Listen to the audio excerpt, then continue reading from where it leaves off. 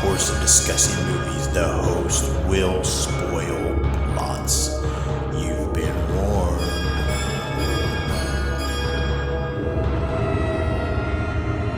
Listen to their screams.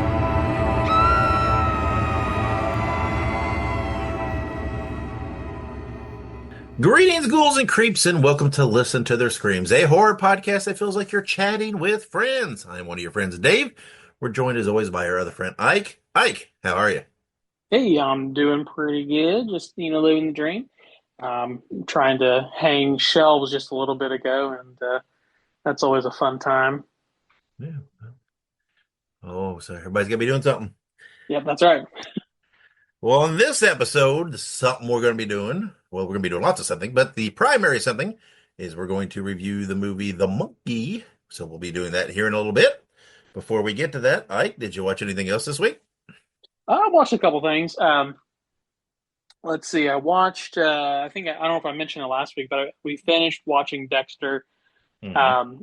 And we started on Dexter New Blood, which is like it was like not a short series per se, but it was like a short series that takes place after Dexter. We finished that. That was pretty good. And we actually started on Dexter Original Sin, which is sort of like the backstory to like what he does and whatnot. And it's interesting. It's different actors and actresses who play a lot of the main cast that we get to, you know, meet in the main series. So it's interesting. But it has Patrick Dempsey and Sarah Michelle Gellar in it, so that's pretty cool. But yeah, other than that, I didn't really watch a whole lot else. Just kind of busy weekend. Yeah, me too. As usual, I didn't watch anything. Uh, at least I don't think so. I'm trying to remember. I feel like I did, but then I feel like I don't. I don't know. I don't remember anything. So no, He doesn't I'm remember his just name currently, but no. I still got the old fatigue thing going from the flu where I get tired so easy. So it's like I get everything done by the time I'm off work, and it's just like I'm wasted. I'm so yeah. tired. So it keeps me hopping. So then, all right, let's move on to our first segment. Order up. Here's one house special cheesy slasher. Enjoy. And it's time for our cheesy slasher of the week. This is where we talk about a cheesy or campy horror movie that we suggest you give a watch. Now, we know that the monkey is not based on an animal per se, but we're going to have a little bit of an animal theme on some of these segments, including in this, where our cheesy slasher of the week is Monkey Shines. It is based on a novel written by Michael Stewart. It was adapted and directed by George A. Romero. I feel like we may have talked about this in some capacity at some point, but that's okay. It applies again. It was starring Jason Begg, John Pankow, Kate McNeil, and others. It was released in theaters on July 29th, 1988. It did $1,902,024 domestically on opening weekend, which was good for number 12. And I believe that was the peak of it. And I believe that they have proclaimed Monkey Shines was a box office failure because I don't know that it made back the money. I don't know.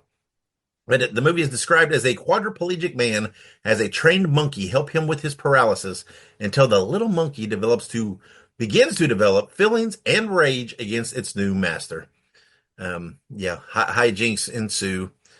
Um, the main star is Jason Begg, who plays Sergeant Voight in the Chicago PD series for fellow people that watch the Chicago shows like I do. Oh, okay. Uh, yeah, but that's him. And the movie's okay. I've heard some online chatter and confusion, no pun intended, that I saw some people thinking the monkey was like a remake of Monkey Shines or some correlation. I don't know.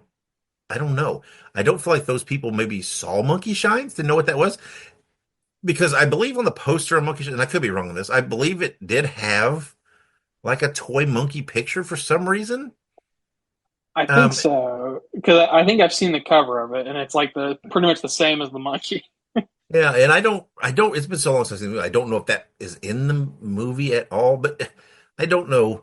but I don't know. I feel like people then just saw the poster and thought this was maybe another take that maybe they had already done this short story by Stephen King. It's not. It's two different things.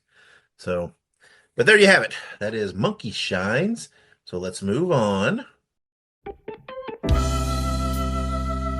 Talk to us, Internet.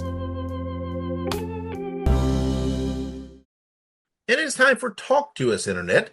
This is where Ike and I either respond to listener feedback or just on a topic that we have seen mentioned somewhere in social media. And this is not a specific topic that I saw on social media, but I have seen some people bring up a couple times here and there about horror movies involving animals. And again, I know the monkey's not an animal in this case for this movie, but still. So the point is then that we're going to talk here for a moment is that horror has delved into terror involving virtually every animal.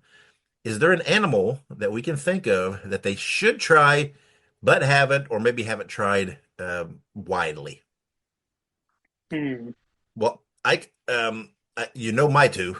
You know the two things that I hate that would terrify me more than anything, Yep. but it may not apply for anybody else, or at least not very many people. I would be completely freaked out by any movie involving frogs or turtles. And if you combine those two, that would really. I'm telling you, turtles are just ugh, and they hide. And I almost had a snapping turtle, get a hold of my leg one time. So, and then you see that there are some turtles that are not slow, that are incredibly fast, which that is just absolutely terrifying. That's like World War Z zombies can run kind of terrifying. And and frogs are just disgusting. I don't know, they're nasty. I have always just hated frogs. And I do know there was a movie called Frogs, and I think I have seen it, but I don't think there's a whole lot of frogs in it. I don't know why. I can't remember why it's called Frogs, but I seem to remember that the majority of the animal problems in that was other stuff. I could be wrong. It's a very old movie, like in the 50s or 60s, I believe, or something like that. Dang. So, um, so those are kind of terrifying to me. I don't know. I mean, I don't know if I mean, we did have Frog Man, which I guess was kind of a take on that, but so I don't know that those would necessarily be overly terrifying. I mean, unless you had some kind of big mutant turtle that, because turtles can live for hundreds and hundreds of years, but what if one just something happened and it grew to this enormous size? That would be a little terrifying. Yeah, Eh, I'd say so. and imagine if the person has to go like inside the shell. Okay. Anyway, I can't even think about that anymore. Any animal pop to mind for you, Ike? So, actually, it's weird that we were talking about that because I remember I was looking up movies that had animals in it, trying to refresh my brain. And because we have another segment coming up that required me to refresh my brain, Mhm. but I thought about it, and as part of that like Googling process, I was like, what if they, one of the things that I hate most, and it's not necessarily an animal, it's part of the animal kingdom, I guess, but I hate the bug, the tick. I hate ticks. Um, Yeah. those little bastards are just creepy, and I used to live in Indiana, and if you go into like wooded areas, there are ticks everywhere. Um, down where I'm at here in Florida, there's not as bad of an infestation of ticks, generally speaking, but I hate them. They're the worst. They're disgusting. They're just vile little creatures. So it'd be interesting to see like a modern movie made about ticks because they have done it before. But it'd be interesting to see like a modern take on like ticks or something like that. Other than that, I would say like, I mean, because you think about like some of the, I mean, because they're snakes. Snakes have been in a lot of horror movies. You Yeah. know, wolves and dogs, stuff like that. That's pretty Yeah. common. Plenty of Um, spiders, lots of yeah, oh yeah, sharks, some piranhas and things like that. I mean, crocodiles and there's even been some birds. There's been maybe maybe not as prominent in the birds, maybe, but I think it'd um, be cool to see like a horror movie based around like crap, what are they called? The bears in Antarctica, the polar bear. Um, because well, so funnily enough, Monica, Dave's wife, loves polar bears and wants to cuddle them, and we have to tell her every time. Polar bears will just rip you to shreds. They don't care. But like polar bears, man, they're pretty frightening. Like they're like 8 or 9 foot tall, and they like specifically seek out and kill humans. So it's like, you know, we are not the top of the food chain when they're around. Huh. They did Cocaine Bear. I wonder if why anybody never did a spoof of, Cocaine Polar Bear. True. Let's get a polar bear high on something and see what that sucker does. Right? That son of a bitch will take down a military at that point. That thing's unstoppable. Yeah, that's right. It'll Damn. single-handedly take down those hidden Nazi bases that they. Oh, never mind. So, all right then. Let's move on to our next segment. Top three. And on this episode, we're going to do top three. This is the very first segment we ever did. This is for a while was the only segment we did, and this is where Ike and I make top three lists of whatever the topic is, and these are just our top three favorites related to that. And once again, we know the monkey is not about a toy, but we're going to do our top three favorite horror movies involving animals. And I do feel like we have done this before early on in the show. I really do. Um, this seems like an obvious one, and then again, this is probably the exact same list. And anybody that knows me knows my top three is not going to be any surprise, because I'm kind of predictable about things. So, all right, Ike, are we ready to dive into top three? I think so. All right, well, I'll kick us off. And again, these three, they could flip flop on any day probably, based on how I'm feeling. But these are three tried and true classics for me. And my number three choice for today is The Fly from 1986. We have talked so many times about The Fly, how good it is. The transformation scene is so good, and just that little pesky fly causing such trouble and everything else. So, and again, I don't know. I just bugs are weird. Bugs are disgusting, and even flies are especially disgusting. They're just dirty little things. And I mean, and they come from maggots, which are just even more disgusting. So the thought of a human fly is just yikes. That's terrifying. So that is my number three favorite animal horror movie. Ike, what is your number three? Yeah. Also, to add to what you were saying earlier, I'm pretty sure we've done something similar. I don't know if it was specifically animals, but it may have been Yeah, around the time Cocaine Bear came out, maybe. yeah, Uh, I feel like, but that's okay. It's been long enough. That's a couple True. of years ago. We'll It revisit. is. But you know what? Weirdly enough, my number three is Cocaine Bear. I actually we watched it recently, and man, it was just a funny time. It was such a funny movie. It was stupid as hell, but it was so funny. So we have a full review in our archives, so I won't get into it too much. But Cocaine Bear is just a stupid movie. It is stupid, but it is funny. Plenty of gore and just, I mean, it's based on a true story of a bear who got into some cocaine, and this bear was a little crazier, I feel like, than the real story. But hey, what's a true story if not inflated just a little bit? Yeah, the actual bear that got into cocaine didn't live very long at all because his heart like pretty much exploded because of the cocaine. But that's okay. Yeah, I do like Cocaine Bear. I haven't seen it in a while, and I think there was just an anniversary on the date that we had in the news last week or a week before here recently that made me think of it and thought, hey, I haven't watched Cocaine Bear in a while, and that's just good old fun. So. And all right, my number two, and we're in the vein because the monkey is a Stephen King based on a Stephen King writing, and my number two is also based on a Stephen King writing from 1983. It is Cujo, and man, Cujo when I was a kid was so damn scary. Even to me, the television edit version that they did have a TV version, and it was still scary. That big slobbery dog just going nuts. And of course, then the movie's just doubly good because it's got Dee Wallace in it, who I love Dee Wallace. So, and written by Stephen King, you can't go wrong. But Yeah, thankfully I don't have I love dogs. I don't have any fear of dogs at all. And but it's a wonder that after watching Cujo as a kid that I didn't develop some form of a fear of dogs. So, but Right. no, that is my number two favorite animal horror movie. Ike, what do you have at number two? Well, that's honestly to add to what you said. It's a wonder I don't have a fear of a lot of things with all the horror movies I watched, watched growing up. Yeah. Oh Lord! But weirdly enough, Maybe my it number maybe it helped us cope with things so that we didn't have fears. that's what I'm thinking. It's like a safe space to watch things about scary Sure. things and You uh, face your fears or potential fears and exposed to them, and you can think, well, you know what? If I see the dog down the road or dog whatever in town, it's not like that dog, so I'm okay. So, true, very true. all But right. my number two is the movie Ticks. It's a movie from Okay. 1993. You can watch this on like Freevee or Pluto or Tubi, all of those free services.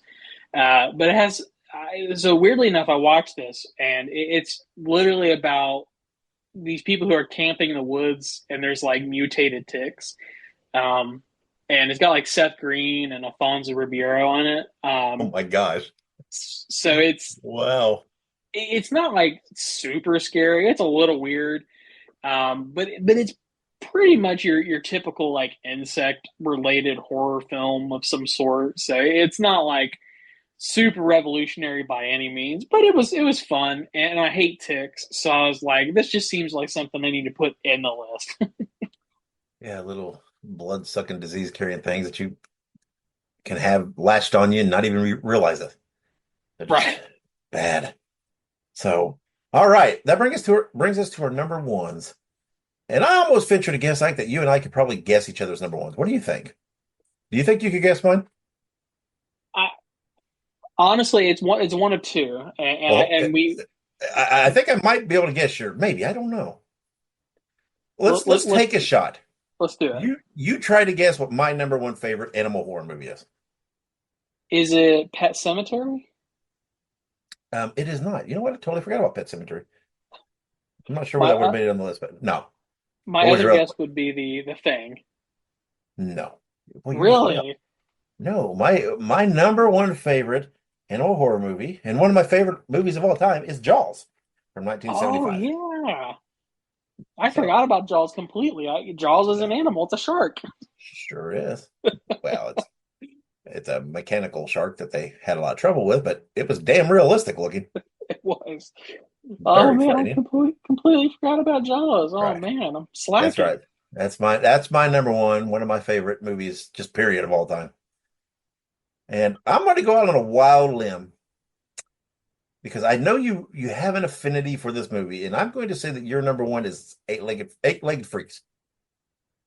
So no, I was going to put A-legged freaks on this list, but I remembered I had put it on a list previously. You are 100% correct though that if I had to choose like one animal horror movie like ever, it would probably be Eight-Legged Freaks because it's one of the best damn spider movies of all time. Um, but no, it's not Eight-Legged Freaks. Then I have no guess then. What is your number one favorite animal horror movie It's for actually a today? movie I watched not too long ago. It's The Thing. I rewatched The Thing and I really enjoyed it. And I was like, you know what? I'm going to put The Thing on my list today. I think that that's the thing to do. Yeah, But yeah, The Thing. I mean, The Thing is not explicitly an animal movie, but it very much involves animals, it does. Yeah, qu quite a bit, in fact. And I mean, yeah, it's such just a a great movie. spooky. It's a very great, good movie. I recently rewatched it like 3 or 4 weeks ago. I remember I specifically remember I forgot to mention it on the podcast because I had watched it on TV, like actually on TV, not like on a streaming service. I watched it on one of those TV services. I think Vizio TVs have like a free streaming service that's just like Yeah, TV channels. So I yeah, watched it on there and I just completely forgot about it. But yeah, I watched The Thing and I was like, I got to put that on the list. such a good movie. It is. All right. Well, everybody give us some feedback. Let us know what your favorite animal horror movie is and hit us on the social medias and let us know. So let's take a break. When we come back, we will have all of our news, birthdays, upcoming releases, and all that stuff. So stick around. Make sure you subscribe to listen to their screams on your favorite podcast platform. Also, make sure you look us up on social media. We're on Facebook, Twitter, Instagram, Letterboxd, TikTok, and Slasher. All you have to do is look up Listen to Screams. That is Listen, the number 2 in Screams, and you can find us there. Also, make sure you go and buy yourself a Listen to Their Screams t-shirt. You can find all of our shirts at tinyurl.com/Screams Shirts. Spread the news. Spread the news. Spread the news. And welcome back with the news. All right, so starting us off, we have some Terrifier news. Following the lead from the previous films, Terrifier 3 will get a novelization by Tim Wagner. And there's no release date right now, but this is good news. I actually learned of the novelizations not too long ago, and it made me put them on my Amazon list. So I gotta buy them soon and hopefully read them. But yeah, super good. I think novelizations are super cool and not done as much as they used to be. I feel like back in the day, everything got a novelization, but nowadays Yes. it's kind of few and far between. In the 70s and 80s, everything got novelizations. I mean, if there was a hit TV show, they were doing books either based on episodes or additional stories or something. But any movie that was a hit got a novelization. And but they were always cool because it's like a lot of times they would work on the novelization before the film was finished. Hmm. So they were kind of working like off the scripts and stuff. And so a lot of times you'd get stuff that didn't make the film Yeah. that would be in the novelizations, which was kind of cool. And kind of one of the last, at least as far as I've noticed, that impacted me is here not too long ago. Well, while the show was still on, they did do I don't know, whatever, somewhere in the 15 to 20 book range of supernatural novels, books that were they were not stories from the TV episodes, they were just other stories. And there's about, like I said, somewhere in the 15 to 20 range. I'm not sure how many, but that's kind of cool because you don't, like I said, you don't see a lot of that anymore. So Very true. But very cool. So we'll hopefully get a release date on that in the near future. But until then, keep your eyes peeled. And we have now, from the team behind the Winnie the Pooh Blood and Honey movies, we have Popeye's Revenge. It is now available to rent or purchase on Amazon. Obviously, this is just another one of the fantastic films that come out of the public domain horror. And I don't think we need to tell you that Dave and I are huge fans of all public domain horror, and definitely will be checking out Popeye's Revenge because why the hell not? yeah, I'm surprised I haven't already purchased it on Amazon because I remember this, being talked about and thought that it was remember seeing the trailer and I thought, no, it's kind of exciting, kind of like it. So bring it on. Just do anything. I don't care. Yeah, And but I'm ready to watch Popeye. ready to watch Popeye. Popeye the Killing Man. Doo, doo. All right. Moving on to some upcoming birthdays. March 1st, 1978, we have a friend of the show, at least I like to pretend he's a friend of the show, Jensen Ackles, from his fame of Supernatural and My Bloody Valentine. Did you know that he actually voices Batman in Hmm. some of the animated movies? I think it's like the Crisis on Infinite Earths movies that they did, the animated. Yep. He also voiced Red Hood in some movies. Oh, I did not know that. I could see Jensen Ackles playing like a Batman, like a I don't know which version of Batman, but I could see him playing a version of Batman. Yeah, he is he's wanted to. He's always wanted to play Batman, but yeah, that would be good. But he's got all kinds of things. He's got. I mean, obviously, he was in The Boys, and we'll have more of that coming out. And then there's another Boys offshoot series he'll be in, and there's I can't remember what the count. I think a show called Countdown that's going to be on Amazon. Hmm. I can't remember where he plays like an LA detective or something, and that he's going to be in, and he's a He's a busy dude, Gotta be busy. Gotta and be that's busy. I good. mean, Can't get enough.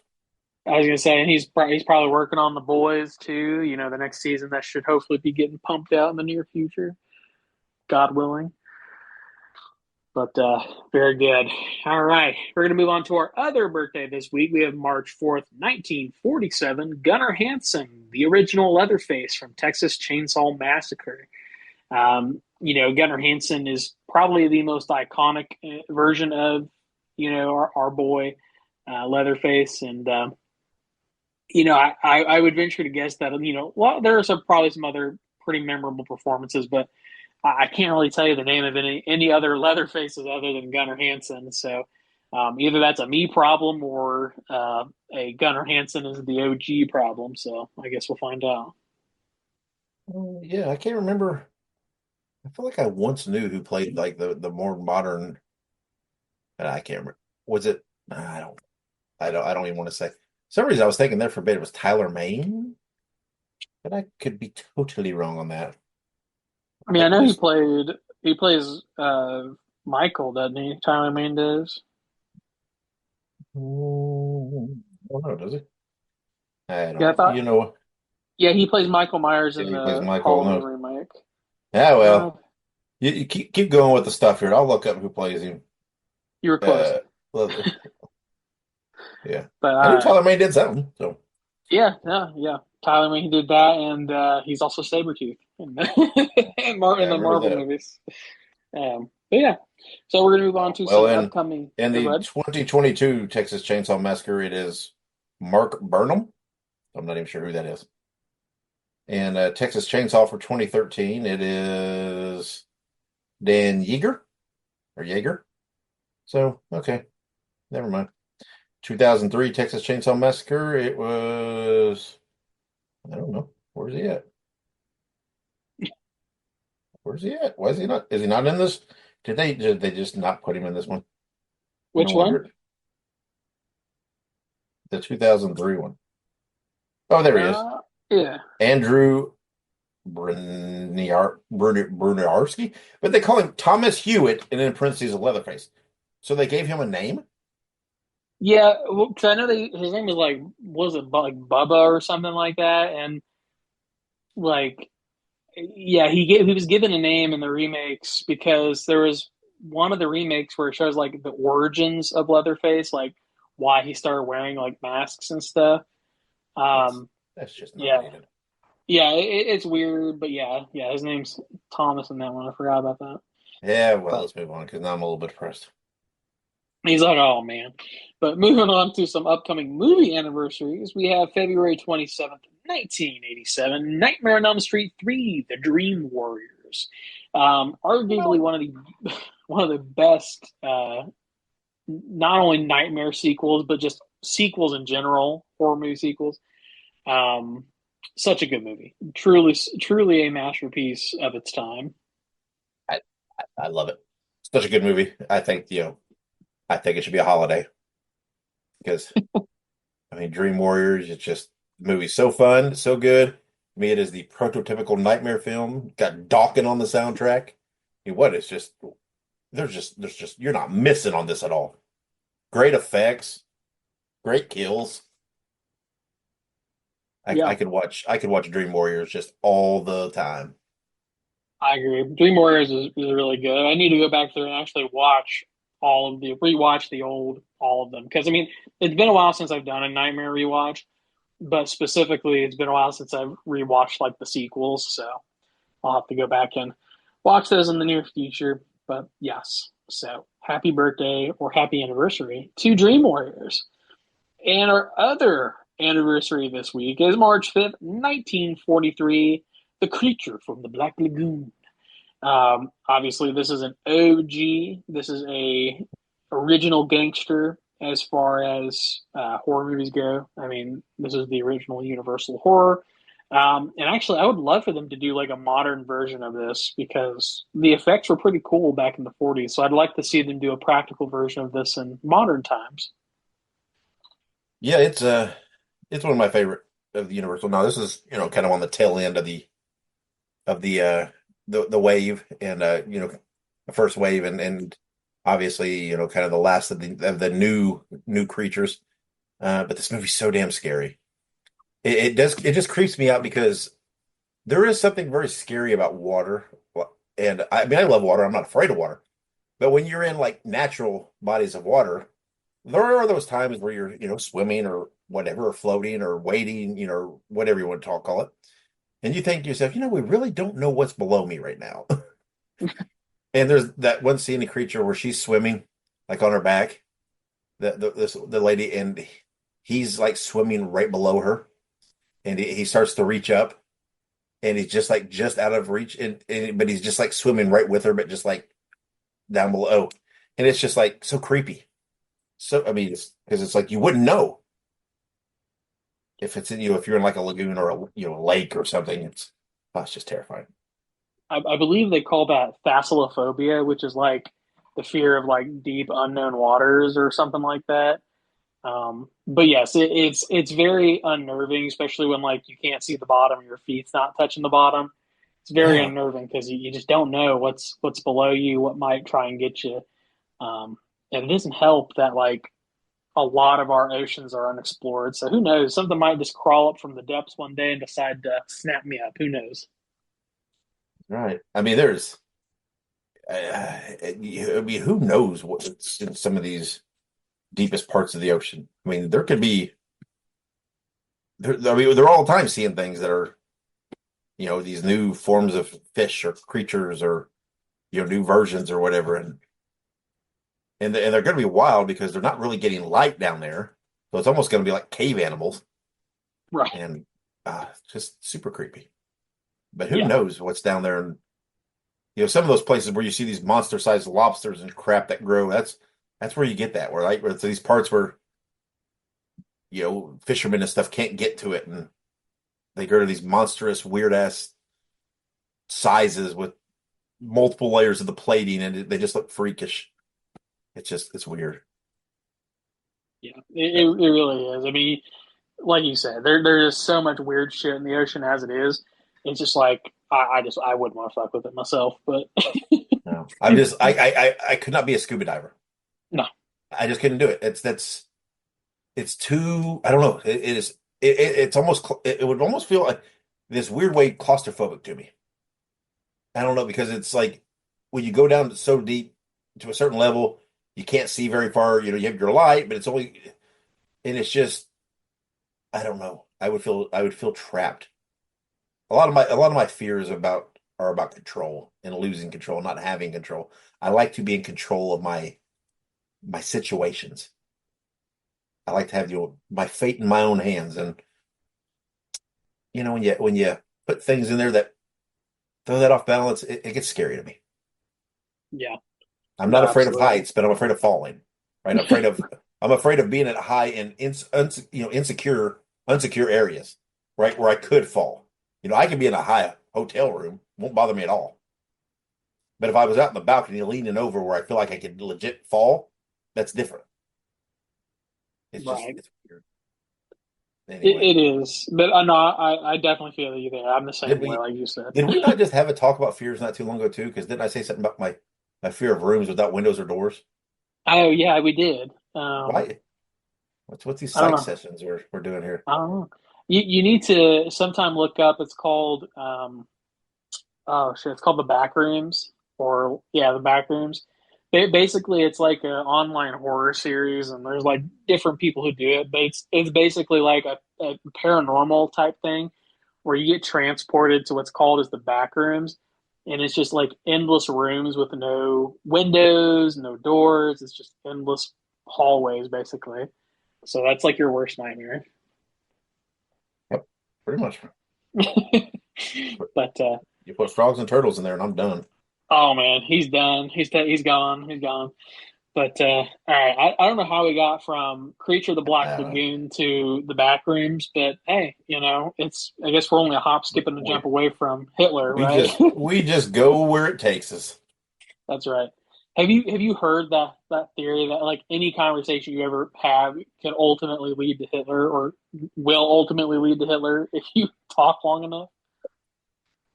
Uh, okay, Well, and the interesting. reason the reason for it, and I'll drop this little bit of knowledge before we move on. The reason for it is that a lot of discussions, if held long enough, will ultimately root back to like nostalgia. And typically, through the course of discussing nostalgia, you typically discuss the prior generations and what's probably the most like discussed and historically important like generation to like modern days. It's probably going to be like the 40s and 50s. And ultimately, you're going to talk about World War II and Nazis and Hitler. So there you go. That's why they do it. I suppose so. Or you have people like me who just bring it up. Yeah, people that just want to force it into every conversation. That's right. I kid. But Like, what do you want for dinner? I think I want Italian. Did you know Hitler? speaking of the Italians, did you know that Mussolini and Hitler were friends? I'm just kidding. I'm just kidding. I apologize to any of our Italian friends. I didn't mean to be insensitive about your history there. The Germans, I think we can all agree, fuck that guy. But I kid. All right, moving on to some upcoming releases. We have Cannibal Comedian, which is a hell of a name, coming to Screenbox March 4th. It is described as a psychopathic cannibal fed up with his lack of ambition, takes a stab at stand-up comedy in an attempt to chase both his dreams and his victims, which is just it sounds like the description of like a Whitest Kids You Know sketch. I don't know if you ever watched them before. Never Um, know. yeah, that definitely sounds like something they came up with, but I will absolutely watch this. That sounds absolutely fucking Yes. hilarious. Me too. And I had the exact same reaction you did as I was reading this description. I just could not stop laughing because it's like you read it and you're like, of course they made this movie. Just of course. About a cannibal who has no ambition, so he wants to do stand-up comedy and then has to is pursuing both of his. I'm like, ah, man, I don't know what kind of mushrooms are you on when you come up with those kind of ideals because I don't even know that train of thought. But I, alas, it's here, and you know what? I'm thankful that we have creative people out there that are willing to take that kind of leap. oh man, what a world we live in. But well, check out Cannibal Comedian on March 4th. But in Speaking the of, did you know Hitler meantime, was a cannibal comedian? Oh, never mind. I you joke. know, I don't think he was confirmed a cannibal, but it wouldn't surprise me at this point. Anything you Which tell me about which him, which will put anything beyond him. exactly. I mean, with the shit he did, I wouldn't put anything past him at this point. So, but all right. Anywho, check out Cannibal Comedian on March 4th. And in the meantime, we're going to go ahead and take a quick break. And when we come back, we will have our official review of The Monkey. Hey, Bruiser buddies, I want you to listen to Wrestling Nostalgia with Dave Dynasty. Every week, he has the roughest and toughest interviews in the podcast world today, with the best guests you could ask for. There's no bums on this show. Let Dave Dynasty be your podcasting tag team partner and listen to Wrestling Nostalgia while drinking beer, smoking cigars, and busting heads. Just look it up on your favorite podcast platform and subscribe today, cause the Bruiser said so!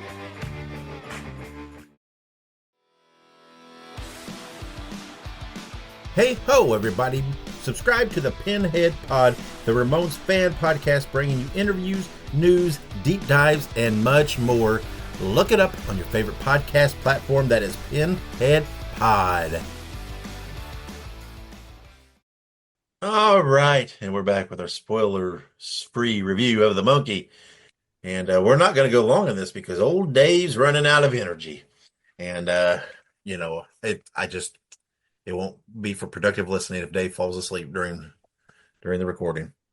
So the movie The Monkey is based on a short story by Stephen King, adapted and directed by Osgood Perkins, starring Theo James, Tatiana Maslany, Convery, Colin O'Brien, and others. The movie opened on February 21st in theaters, and it drew 14,200,000 domestically, good for number two for the weekend. behind the new Captain America movie. And just yet again, just horror just keeps on rolling in the box office. Makes me happy. But again, I don't want to say too much because I feel like all the things that I would say and I would rave about would be spoiler. Not that even that just plot points, but it was spoil some of the joy of watching this movie. Because I'm telling you flat out, it is a joy to watch this movie. This movie is everything that I like about a horror movie because it has got it's got a cool ideal. It's a nice creepy ideal, and it has a great cast. They are just, I mean, uh, what's his name? Adam. Oh man, what's his name? Is it Adam Scott from Parks and Rec? And Yeah. all that? He's like in it. Just, I mean, like briefly. There's a couple of people that are only in it briefly. That's wild. But anyway, it's got a great cast. I mean, there's Theo James and I can't remember. Ooh, I'm sorry, I can't remember the kid. But they play twins, so they're playing two roles apiece, and they're playing the young version and the adult version. And again, that's not giving anything away. It was in the description about twin brothers. But anyway, um, but it had plenty of blood, but it wasn't so much that it was so much that to me at least, I know my bar is kind of high with blood, but it had some of the most clever kills, and this movie had some of the best humor of virtually any movie that I have seen. Not even horror movie, just movie, because it seems so natural in parts, and it's there's this thing when you're trying to do comedic stuff where if you try to force it, it's just not funny. It doesn't work. But if you just put something that is really I'll use the word a contrast to what has happened or what is happening to transition almost to a different scene, it just works and it makes you chuckle. And there are some things they did in this that it's weird.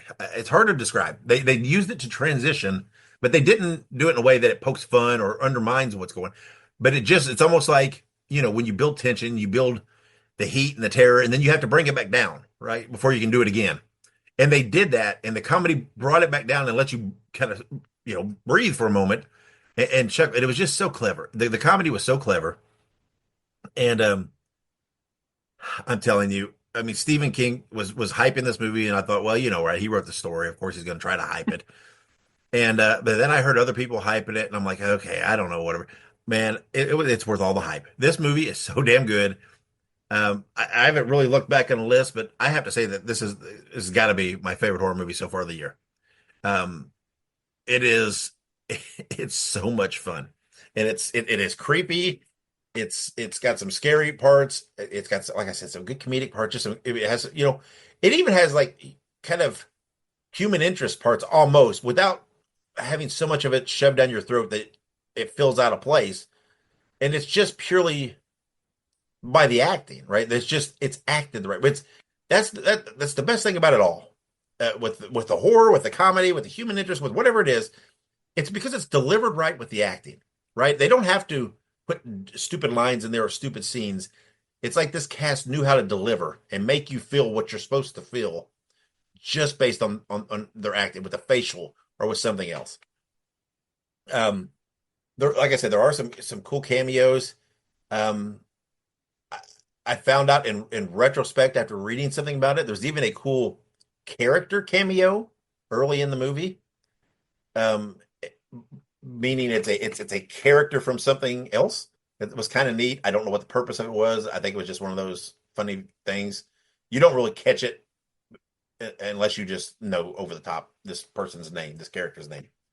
But it is kind of neat in retrospect. But anyway, I'm just all over the place because I'm trying not to give so much specific. Because again, I don't want to talk about a specific scene or a specific example or moment because then you don't just naturally get to see it and enjoy it. I don't want to give anybody a heads up on it, on examples because you just need to watch the movie and enjoy it. This is it's such a fun movie, so enjoyable. This is a movie that I will rewatch so many times because I don't think it'll ever not make me chuckle. Um, I mean, it's literally like they sat me down and asked me what I wanted to see in a horror movie, and or looked at my viewing and formulated it because it just works. It works for me so good. Um, but again, I'm getting short winded here. It's starting to get tired. I've rambled more than I thought I would. Ike, do you have anything that you really want to put on one side? I'm trying for us to be very careful to not give anything spoiler, and it's so hard because you know to say the things you liked about the movie, and because but I don't want to give any examples because I do not want to ruin anybody's joy at all. So it's Right. kind of hard to be, and it makes you feel like you're talking in circles and rambling without because you can't get too specific. But do you have anything you want to add to what I said? Yeah, really the main thing that I would just add to this is that um, primarily the acting was great. I think that would be a big positive here without revealing too much. Theo James, and I think the other person that played the twin Yeah, was Rowan Campbell. I think is that that was the boy, right? the young guy, the young I kid think yeah, that the played guy Bill, from Hall. Bill and Yeah, yeah. What was he in? he was in Halloween Ends. He played That's right. Corey. So yeah, so that guy Wait, obviously no, fantastic. Or am I thinking about wait. a different person? Yeah, no, it wasn't Corey. No. No, this kid was younger than that. The was it Christian Convery? He played Hal and Bill, right? Yeah, young The Hal and Bill. little well young. Okay, yeah. There's Oh, I another think I said person that Christina, but it's Christian. But I had seen him as something before, and I could not place. I forgot to look him up. I couldn't place what I had seen him in. he was in Cocaine Bear. Okay. He was in All Cocaine right. Bear. Well, that's So probably it. there you go. But so So other than funny. the acting and the apparent weird connection to Cocaine Bear, that's weird. Um, it That's a was beautiful also thing. it really is Especially since we brought it up earlier. It's so funny. true serendipity. Dear Um, God, if Hitler were in this movie somehow. I don't know how to connect this to Hitler. I'll think about it. But also you also have to give major props to the people who made this movie. Osgood Perkins, who did work on Longlegs, he was the writer and director of this. So, I mean, obviously he has his chops. I mean, Longlegs. I think he was the writer on Longlegs. That was a hell of a movie. So this is a follow up. It's sort of like a little bit of a reprieve because Longlegs was a very heavy movie. I feel like. Um, so this was a little bit lighter hearted, I guess, as lighthearted as a murderous supernatural monkey can be. And like you said, there was some great kills in this, but it was so much fun and it was so humorous that it didn't feel like it wasn't because there were a couple spooky parts, but it wasn't like it was mostly the fun. You know what I mean? And Theo James, fantastic. Like I said in previous episode when we were talking about this, he plays a huge part in the Divergent movies. So that was like the last thing that I saw him in. So this was a very different experience of Theo James than it was with those movies. Um, but yeah, it was a fun time. I think that's the big thing to take away from this is that this is just a very fun movie. And honestly, that's all you can ask for with this. But also, it's called The Monkey. Like, I hope nobody's expecting this to be an Oscar winner. It's called The fucking Monkey. Like, it's about a goddamn toy monkey. I hope nobody's out there saying, "Oh, this needed to be Oscar winning," because sweet Jesus. I'm telling you though, just like watching this movie, it feels like watching the movie is what it feels like reading Stephen King. I mean, it's just a great adaptation because we know Stephen King has this wacky little biting kind of humor about things, right? I mean, not only in his writings, but just if you ever see anything he does online, right? He's got a wit about him, and I just feel like this parlayed. I've not read the short story, but I'm completely going to read it now. I just really, I mean, I wanted to read it anyway, but now I super want to read it. But I just feel like this has to be just an absolute great adaptation. Now I know some of the things I've read since Perkins is, he put a little bit here and there in it. I don't, you have to a little bit, right? But but it just felt it was just such a good time. Um, so all right, let's rate this. This is easy for me. This is, I mean, no brainer. This is a 4 out of 5. Um, again, it's not perfect enough to go any higher. I mean, I'm not gonna go higher than that on it, but this movie was just so much fun. I enjoyed it so much. Uh, and one of my biggest things about a movie is rewatchability, right? Because I rewatch horror movies, and so I want a horror movie that has that rewatchability. Because if it's a one view and done for me, I mean, it can be a pretty good movie, but it's like that's not going to bump it up for me. The stuff that I really like, I'll watch over and over and over again. And this is it. This has got tons of rewatchability. Again, it was easy for me. It's a 4 out of 5. No brainer for me. Ike, what are you giving it? Yeah, I gotta agree with you there.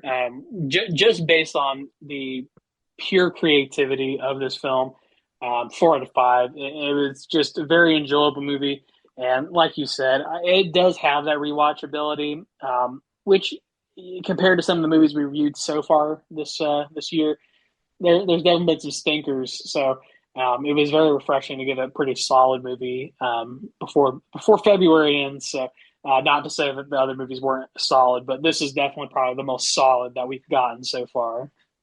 Yeah, I mean, I definitely, at least with our tastes and whatever. Yeah, I mean, I just think this was hitting all the boxes. And but we do have one next week that will be interesting for us to watch because we already spoke of in this episode and you reiterated that, man, we love public domain horror. And we've talked about it, and I think we've watched at least one, maybe a couple. I don't know. We've watched at least one or however many of the Steamboat Willie adaptations. But next episode, we're reviewing another one, and this is I Heart Willie. Now, Ike, this is the one. Do you remember the description? This is the one where they take the angle that Willie is some form of a deformed mouse boy, and that's the origin story. And Yeah. so it's a little different. And this movie, by the time you listen to this episode will be dropping on February 27th. Will already have come and gone from theaters because this only got a one night only special event theater run on. I guess run's not the right word, on February 26th. So it's already been there and out, unless somehow it gets any form of another pickup or any form of an extension. But I would guess that this is going to come to digital and video on demand very, very soon. This will probably have a very quick turnaround to get on those platforms. The movie is described as an obsessed psychopath unknowingly leads her friends into a deadly mousetrap where pure evil seeks to harvest their skin. So I'm intrigued by this one because I remember when we read some of the initial descriptions where it talks about kind of the origins, the mutated mouse boy. And that's their term. They use mouse boy in lots of the materials. It just had a little different approach than some of these others. All the others, it's like they seem to blur together a little bit with the descriptions and trying to remember which one's which and everything. And this one feels a little different. So I'm looking forward to seeing this one, seeing if it stands out as a little different. And of course, we've yet to see Screamboat. It's not out yet. That's the one we're looking forward to with David Howard Thornton. So we're not done with these Steamboat Willie adaptations for us yet, but we're gonna watch this one next week and review it on the next episode. So before we get out of here and I go to bed, we'd like to say thank you to all the wives, listeners, and followers for all of your support and cooperation and everything else you give us. Although, guys, we'd really like a little more. We get a lot of interactions on social media, but we need some comments. We need some verbiage so that we can when we do the talk to us internet, we can respond and we can formulate a conversation. And again, we'll stress we're not going to call you out or you know make you look like a fool. We're not here to make fun of you. We just want to talk. So give us something. Give us something to work with. But make sure you do subscribe to us on social media. We are on all the platforms. Just search for Listen to Screams and you'll find us. So before we close this episode that I just felt like I stumbled through in a half sleep daze, like anything you want to add? Just like you said, I'm excited for the I Heart Willie. I think it's going to be different than what we've gotten previously. So that's the big thing driving me is that this is going to be different. So very excited for that.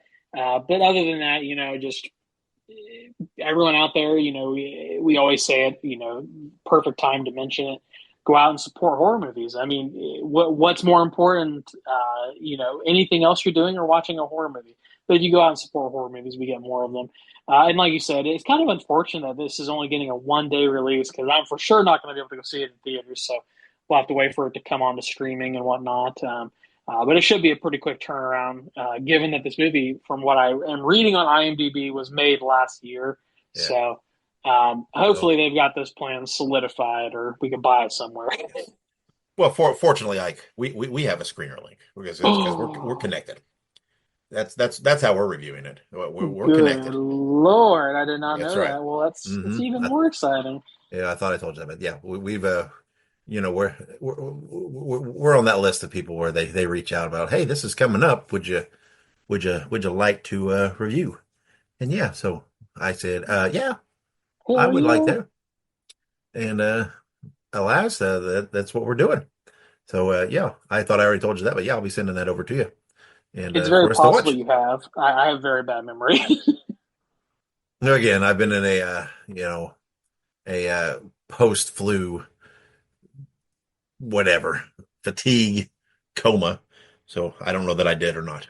We're lucky that I remembered it was Tuesday and came on to record. Honestly, no, I joke. It's not that bad yet, but I'm good in the morning, right? I feel pretty good in the morning and everything else, but then just by the end of the workday, by dinner time, it's just like I'm like, whew, throw some food at me so I can just go to bed Right. because it's like all the energy I've got. But all right, yeah. So we will definitely, and again, it'll be a spoiler-free review of High Heart Willie. I feel like there will probably not be a very large percentage of our listeners who will have gotten to see it. I feel like it'll probably be in just major markets. So I don't know that, but so hopefully we can we like what we see and we can sell it up Carney style and get some people to enticed enough to buy it or rent it when it comes out digitally. And so we'll see. But again, I do of all the Steamboat Willie ones that are out so far that have been out. Again, I know we reviewed at least one, the Mousetrap. I Yeah. don't know if we reviewed any others or not. I don't know. I feel like I have at least watched one or two others. I can't even remember. I don't even remember how many there have been, but I feel like I've watched more than one already. But I know I think there's just the three. I think it's just Steam Screamboat, um, which Ike, it's what not was out it? yet. Yeah, the one that's coming that we're watching, and then the one that we did watch, but I don't remember what. I can never remember the name. Well, that was the Mousetrap or Mousetrap. Yeah, yeah, Mousetrap. Okay, So well, I think it's just the three, but it does feel like maybe there's been like 5 billion. it's crazy. But anyway, like I said, I'm looking forward to Screamboat. But even it, description wise, feels a lot like the others. It doesn't really. But this one, when you read the description, sounds different. So I'm hoping so. This is more like an origin story. I don't know. It just felt different. So let's hope so. But I feel like we've talked a lot about it. Almost like gave a pre-review to the review. So anyway, yeah, was that all you wanted to add, Ike? I think so. I'm sorry. All right, well then let's get out of here again. Next episode, I Heart Willie. And until then, wherever you go, whatever you do, be good, be safe, and have many pleasant nightmares.